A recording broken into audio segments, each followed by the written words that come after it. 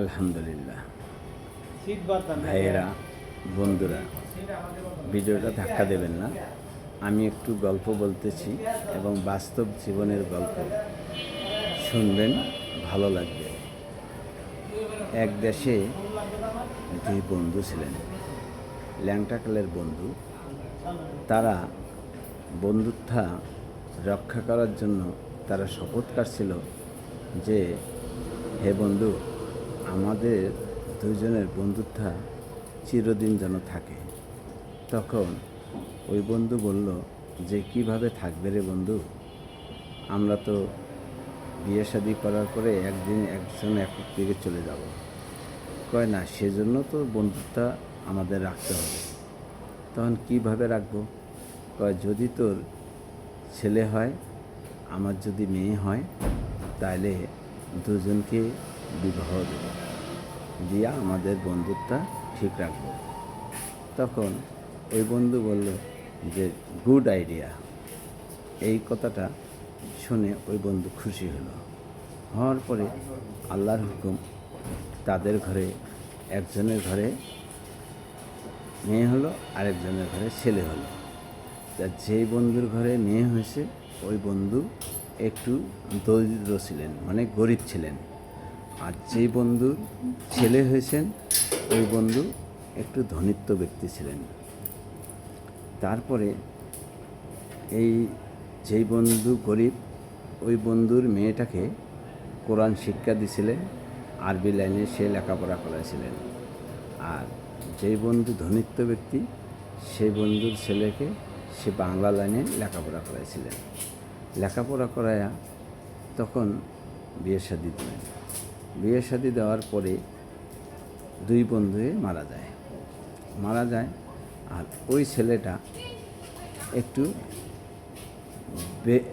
বেপর্দাভাবে চলতেন, মানে সে বাজে জায়গায় যাইতেন। হ্যাঁ, বাজে তার নেশা ছিলেন। বিয়ের পরে সে বাসর ঘরও করে নাই বউর সাথে, না কইরা বাজে তার নেশা ছিলেন। অন্য অন্য জায়গায় যাইতে যাইতে তার সম্পদ শেষ করে ফেলছেন। একদিন রাত্রে সে যাবে খারাপ জায়গায়, তার যাওয়ার যে জায়গায় যাওয়ার নেশা, ওই জায়গায় যাবে। তখন তার কাছে টাকা পয়সা নেই। তখন তার বউকে বলল যে, আমি তো যে জায়গায় যেতাম আমার কাছে তো টাকা পয়সা নাই, তাহলে আমি কিভাবে যাব?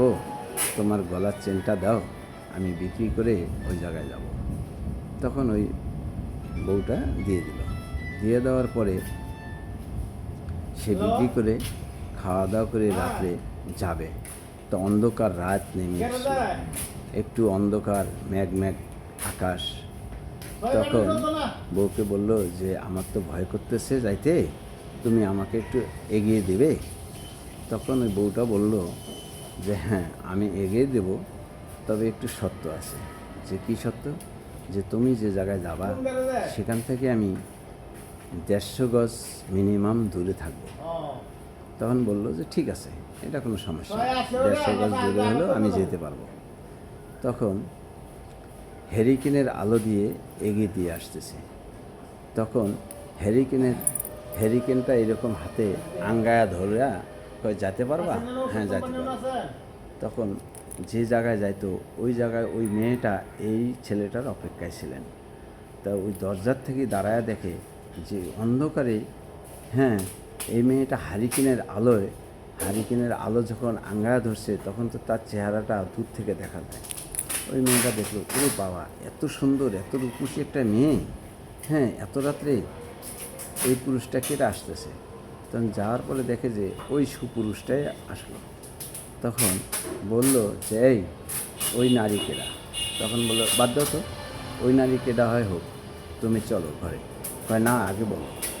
তখন বলল যে, ও আমার ওয়াইফ, আমার বাবা মা তার সাথে বিয়ে দিচ্ছে, আমি এখনও তার সাথে বাসর ঘর করিনি। আমি তোমার কাছে, তোমার নেশায় আছি, তোমার কাছে আসি, তোমাকে আমি বেশি ভালোবাসি। তখন ওই নারী ওর একটা লাথি মারল, দিয়ে বলল যে, এই শয়তান, চলে যাও, আমি ওই নারীর পায়ের সমতুল্য নয়। তুমি এত সুন্দর নারী থেকে আমার কাছে আসো, হ্যাঁ, আমি কখনো আর তোমাকে জাগা দেব না। এই নারীর আমি ক্ষতি করতেছি, এই নারী তুমি বলছো যে তোমার কোনো নারী নেই, আর এত সুন্দর নারী থেকে তুমি আমার কাছে আসো। তখন ভাগিয়ে দিল। ভাগিয়ে দেওয়ার পরে ওই ছেলেরা বাড়িতে চলে আসলো। আসার পরে দরজা লক করলো, যে এই দরজা খোলো। বললো না, আমি দরজা খুলবো না। কয়ে দেখো আমি তোমার স্বামী। তুমি আমার স্বামী হও আর যে হোক, পাশে কাছারি ঘরে তুমি ঘুমায় থাকো, সকালে তোমার সাথে আমার দেখা হবে। আমি আর রাত্রে দরজা খুলবো না। আমার স্বামীকে আমি আগিয়ে দিয়ে আসছি, সে তার জায়গা মতো চলে গেছে। তখন এই ছেলেটা কাছারি ঘরে শুয়ে পড়ল। শুয়ে পড়ার পরে ঘুমায়া থাকিয়া সে স্বপ্নে দেখল যে একটা নদীতে কিছু বাচ্চা হাবুডুবু খাইতেছে। তারপরে কিছুক্ষণ পরে স্বপ্নে দেখে যে দুইটা বুড়াবুড়িকে কিছু বাচ্চারা ঢেলিয়ে মাথার মস্তক ছিন্ন বিচ্ছিন্ন করে ফেলতেছে। আবার একসাথে হচ্ছে, আবার ঢেলিয়ে ছিন্ন বিচ্ছিন্ন করতেছে। আবার একটু পরে স্বপ্নে দেখে যে দুই বুড়াবুড়িকে একটা ফুলের বাগানে অনেক সুন্দর মহিলারা পাশে বাতাস করতেছে। এটা দেখা শেষ হওয়ার পরে তার ঘুম ভেঙে গেল, রাতটা পোয়ার পরে তখন বলল, সকালে উঠে তার ওয়াইফকে বলল যে এই শোনো, বলো যে আমি রাত্রে অনেক স্বপ্ন দেখেছি, তুমি তো অনেক আল্লাহ ব্যক্তি এবং আমি আমার জানা মতো তুমি কোরআন শরীফ পড়ো, 5 ওয়াক্ত নামাজ পড়ো, তবে আমার স্বপ্নের যদি ব্যাখ্যা দিতে পারো তাহলে আমি আজ থেকেই শপথ করলাম যে আমি আর কখনো খারাপ জায়গায় যাব না। তখন বলল যে বলো।